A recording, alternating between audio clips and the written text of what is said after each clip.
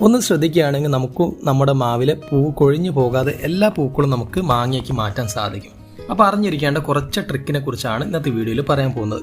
അപ്പോൾ ഈ ഒരു സമയം എന്ന് പറഞ്ഞു കഴിഞ്ഞാൽ മാവിലൊക്കെ നിറയെ പൂടുന്ന സമയമാണ്. മഴ പെയ്തിട്ടില്ലെങ്കിൽ നമുക്ക് തീർച്ചയായിട്ടും മാവിൽ ഒട്ടുമുക്കാൽ പൂക്കളും നമുക്ക് മാങ്ങയാക്കി മാറ്റാൻ സാധിക്കും. പല മാവിൻ്റെ ഫാമുകളിലും ചെയ്യുന്നൊരു കാര്യം, മാവ് പൂവിട്ട് കഴിഞ്ഞാൽ അതിന് കൊടുക്കുന്ന ഒരു കെയറാണ്. അപ്പോൾ നല്ല രീതിയിൽ പരിചരണം കൊടുത്തു കഴിഞ്ഞാൽ നമ്മുടെ മാമ്പൂവിൽ നിന്ന് നമുക്ക് നല്ല രീതിയിൽ മാങ്ങ പ്രതീക്ഷിക്കാം. അപ്പോൾ പലരും ഗ്രോ ബാഗിലൊക്കെ മാവ് നട്ടുണ്ടായിരിക്കും.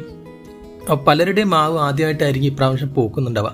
അപ്പോൾ നമ്മുടെ കേരളത്തിൽ കുറച്ച് റെയർ ഐറ്റംസുകൾ ഇപ്രാവശ്യം പൂട്ടിട്ടുണ്ട്. അപ്പോൾ അതിന് ചെയ്യുന്ന കുറച്ച് കാര്യങ്ങൾ ഞാൻ നിങ്ങൾക്കും കാണിച്ചു തരാം. അപ്പോൾ മാവ് പൂട്ട് കഴിഞ്ഞാൽ ആദ്യം തന്നെ ചെയ്യേണ്ട കാര്യം മാവിനെ യാതൊരു വിധത്തിലുള്ള കീടങ്ങളും ആക്രമിക്കുന്നില്ല എന്ന് ഉറപ്പുവരുത്തുക.